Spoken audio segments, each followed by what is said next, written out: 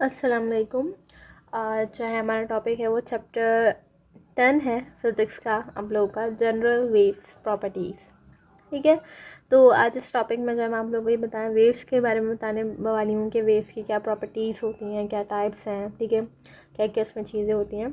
ठीक है, तो वेव्स की जो डेफिनेशन है बेसिकली वो क्या है कि a method transport energy from one point two another point without transfer of matter is called wave. यानी कि वेव जो है वो क्या होता है जिसमें जो है कोई भी मैटर, यानी कि कोई भी एक सॉलिड, लिक्विड या गैस, ठीक है, किसी भी किस्म का मैटर जो है वो मूव नहीं कर रहा है। ठीक है, फॉर एग्जांपल जैसे मेरी आवाज़ है, ठीक है, साउंड, ठीक है, अगर मैं बोल रही हूँ तो उसकी वजह से कोई भी मैटर यानी कि कोई भी चीज़ मूव नहीं हो रही।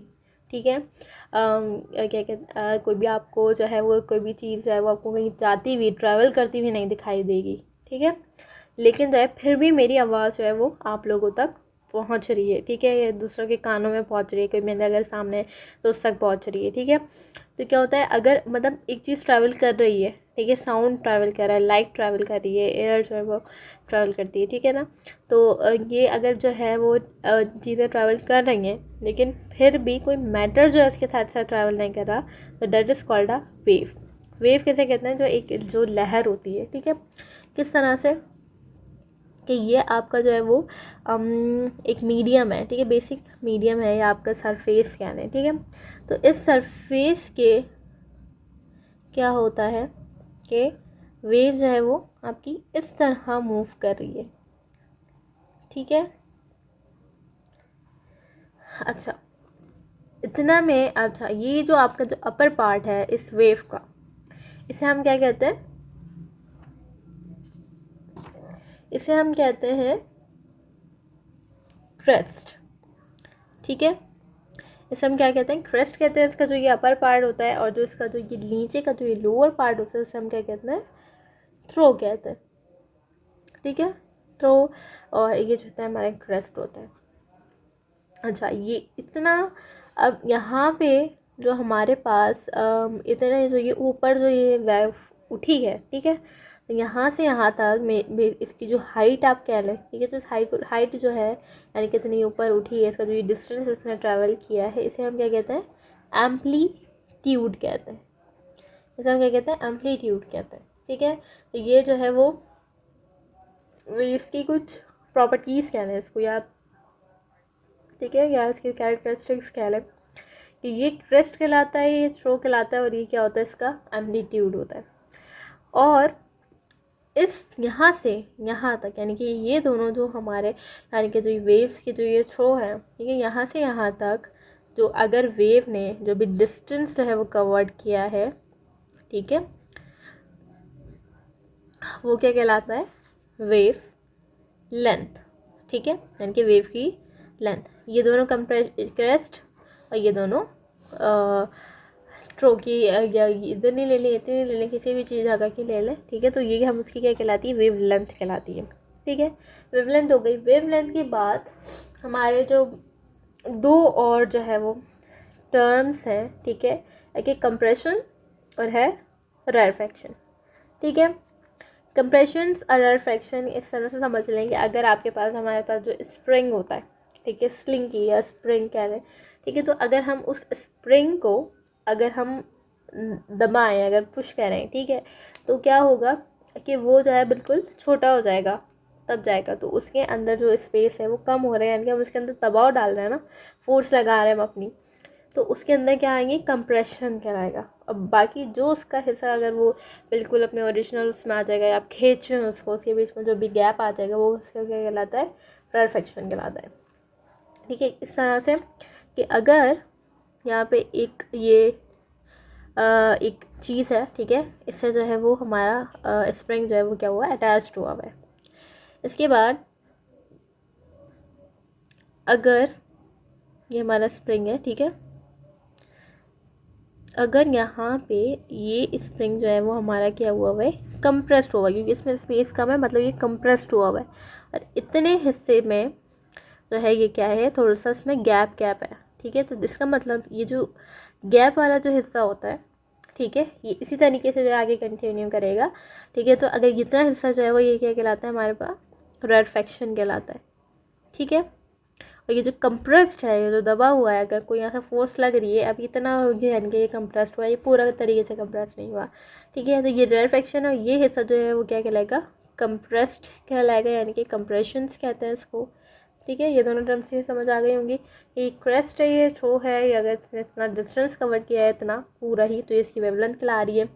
और बाकी जो है इसकी जो ये हाइट है नीचे की तरफ या ऊपर की तरफ, उसका एम्पलीट्यूड कहलाता है।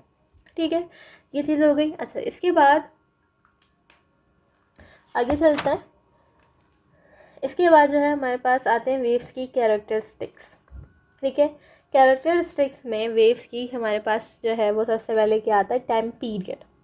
ठीक है, टाइम पीरियड क्या होता है, यानी कि अगर कोई वेव है, ठीक है, वो वाइब्रेट कर रही है, तो अगर वो वाइब्रेट कर रही है तो उसमें जो यानी कि कितना उसने टाइम लिया है एक पॉइंट तक पहुंचने के लिए। अगर उसको एक जगह, मतलब अगर आप फॉर एग्जाम्पल अगर आपके एयर तक अगर वो आवाज़ आ रही है, ठीक है, तो उसके लिए जो है वो आपको मतलब क्या टाइम पीरियड, कितना टाइम आप अगर आप चाहिए, ठीक है, तो वो क्या कहलाता है, टाइम पीरियड कहलाता है। ठीक है, अच्छा, इसकी दूसरी चीज़ क्या है हमारे पास, फ्रिक्वेंसी। फ्रिक्वेंसी क्या होता है कि वेव्स जो है वो कितनी, यानी कि एक टाइम में, ठीक है, कितने नंबर्स जो है वेव्स के जो कंप्लीट हुए, कि जितनी ज़्यादा वेव्स जो है प्रोड्यूस हुई होंगी वो क्या कहलाएगी, उतनी फ्रिक्वेंसी। यानी कि जितनी बार कोई चीज़, जितनी बार जो है वो वेवलेंथ जो है वो क्या हुई है, वाइब्रेट हुई है, जितनी उसके अंदर वेव्स प्रोड्यूस हुई हैं, तो वो क्या कहलाएगी, फ्रिक्वेंसी कहलाता है। ठीक है, फ्रिक्वेंसी हो गया। फ्रिक्वेंसी के बाद हमारे पास क्या है, वेवलेंथ। वेवलेंथ मैंने अभी आप लोगों को बता दिया है कि वेवलेंथ क्या होती है, जो इतना भी डिस्टेंस है अगर एक वेव कवर करिए तो that is called a wavelength. ठीक है, वेवलेंथ हो गया। वेवलेंथ के बाद आता है वेव स्पीड।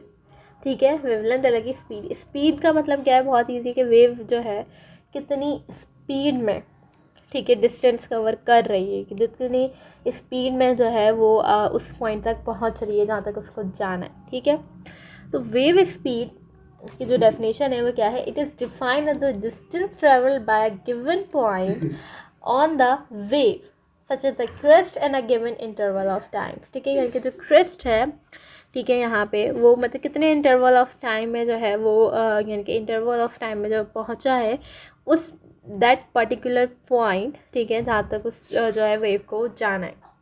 ठीक है, अच्छा, इसकी जो डेरिवेशन है वो अक्सर जो है वो आप ये बोर्ड एग्जाम्स में जो है वो आती है।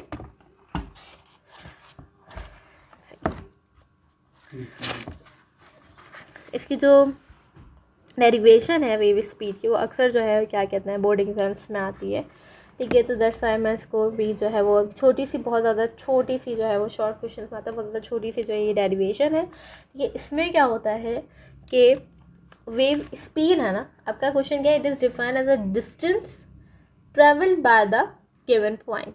ठीक है, यानी कि उसने कितना डिस्टेंस जो है, ठीक है, हम उसको किससे शो करते हैं, डिस्टेंस को एस से शो करते हैं। ठीक है, अच्छा, इसके बाद जो हमारे पास जो दूसरा जो है वो क्या है, वेव स्पीड की बात हो रही है, तो फॉर बेसिकली तो है स्पीड की है, तो स्पीड के लिए ऑब्वियस सी बात है कि यहाँ पे वी आएगा। ठीक है, क्योंकि स्पीड का जो वो यूनिट होता है वो वी होता है। इसके बाद कितने इंटरवल ऑफ टाइम में वो गई है, ठीक है, तो जितने इंटरवल ऑफ टाइम में वो गई है तो वो जो है हमारे पास क्या कहलाएगा, टाइम पीरियड, यानी कि टी। ठीक है, टाइम पीरियड, ये तीन चीज़ आ गई। अच्छा, अब आपको पता होगा कि स्पीड का जो बेसिक सा फॉर्मूला है वो क्या होता है, v is equal to S upon T, small T होता है। ठीक है, अब यहाँ पे जो हमारे पास डिस्टेंस जो कवर किया है वो वेव ने किया है ना, तो डिस्टेंस की जगह हम यहाँ पे क्या लेंगे, वेव लेंथ लेंगे। वेव लेंथ को हम जो है वो लैम्डा से शो करते हैं, तो हमने यहाँ पे लैम्डा लिया। और जो टाइम पीरियड है, ठीक है, हमारे पास वो स्मॉल टाइम है, लेकिन हमने क्या करना है, टाइम पीरियड लेना है, क्योंकि अभी यहाँ पे वेव की बात हो रही है, तो इसलिए जो है हम स्मॉल टी नहीं लेंगे, हम क्या लेंगे, कैपिटल टी लेंगे। ठीक है, तो बस अब क्या हुआ कि यहाँ पे हमारे पास वी आ गया, जो बराबर हो गया किसके, लैम्डा। और ठीक है, तो हमारे पास जो स्पीड जो हमारे पास आ गया वो क्या है, v is equal to lambda upon T. ठीक है, ये हो गया। अब आप ऐसा कर लें कि यहाँ पे टाइम पीरियड को हम क्या कर लेंगे, अलग कर लेंगे, और यहाँ पे लैम्डा को अलग कर लेंगे। इसे यानी कि इसी हम फॉर्मूले को किस तरह लिख सकते हैं, एक और करके इस तरह भी लिख सकते हैं कि v is equal to 1 upon T and multiply by wavelength. ठीक है, अब 1 अपॉन टी जो है पता ही है किस चीज़ का फॉर्मूला है, ये 1 अपॉन टी किसके बराबर होता है, f के बराबर होता है। ठीक है, तो इसकी जगह हम क्या लिख सकते हैं, अपना f भी लिख सकते हैं। ठीक है, तो हम क्या करेंगे, v इज इक्वल टू, इसकी जगह हमने क्या लिख लिया, f multiply by wavelength lambda. ठीक है, तो v is equal to f lambda जो है इस तरह से ड्राइव हुआ है। अगर आपके पास ये क्वेश्चन आता है कि v is equal to f lambda derive करना है, तो आप ये पूरी डेरिवेशन कर दें। ठीक है, बहुत ही ज़्यादा छोटी सी, बहुत ही ज़्यादा ईजी सी डेरिवेशन है। ठीक है, ये हो गया। इसके बाद जो है वो आपसे क्या कह रहे हैं कि अगर क्वेश्चन में आता है कि आपको क्या कर ड्राइव करना है, lambda is equal to v multiply by t। ठीक है, अब ये देखें, जो हमारे पास जो वही जो फॉर्मूला था v is equal to s upon T वाला। ठीक है, अब इसमें से मैं क्या करूँगी, s को अलग कर लेती हूँ एग्जाम्पल। ठीक है, तो क्या हो जाएगा, ये किसके बराबर हो सकता है, ये भी हो सकता है कि s equal to v multiply by T, ये भी एक फार्मूला हो सकता है इसका। ठीक है, तो हम इस फार्मूले को यूज़ करते हुए क्या करेंगे, अपनी वो इक्वेशन बनाएंगे। s की जगह क्या लिखेंगे, लैम्डा, v की जगह v एंड t की जगह टाइम पीरियड कैपिटल T। ठीक है, तो ये दोनों ही चीज़ें, पहली ये चीज़ और दूसरी की, ये दोनों ही चीज़ें जो हैं वो हमारे पास जो है वो ड्राइव करने को आती हैं। तो ये आप इस तरह से करके जो है वो क्या कर सकते हैं, ड्राइव कर सकते हैं। ठीक है, तो ये इसका जो है ये बेसिक सा एक छोटी सी डेरिवेशन थी, अक्सर आती है सॉल्व करने के लिए, बहुत आसान सी है, कर लिएगा।